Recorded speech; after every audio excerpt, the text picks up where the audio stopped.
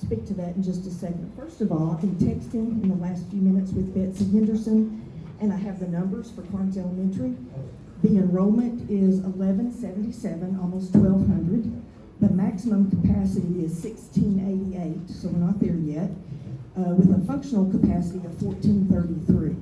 I totally believe those numbers, but when I retired from there 7 years ago, we were at over 1,300 students. That's less than the functional capacity that I can promise you that was not optimal. It may have been functional, but it wasn't good. So 1177 sounds a little more workable, but from what I understand, every classroom has been taken. There is no extra space. One of the first things you said, Josh, was that y'all are in the community and you're in the schools and that you care. And I want to believe that. But tell me, since your dad, and I went to school with him, he was a really good friend of mine. Since your dad's generation, how many Smiths, Sandersons, or Kershans have gone to Karns schools?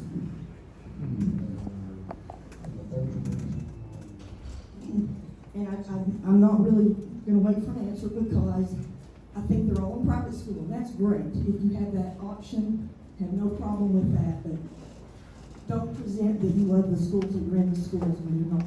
Yeah, the Grace Baptist in that too. Okay. The other thing, and I did not want to bring this up, but you continue to talk about water being the most important thing and the first thing you deal with, and retention ponds and taking care of all that. My family's farm is on West Emory, next to Copperfield. When Copperfield was being built, and again, we're dealing with facts. This is not an opinion. These are facts. And if any of you all sitting here ever went to the dog trials at my dad's farm, you saw the beautiful pasture.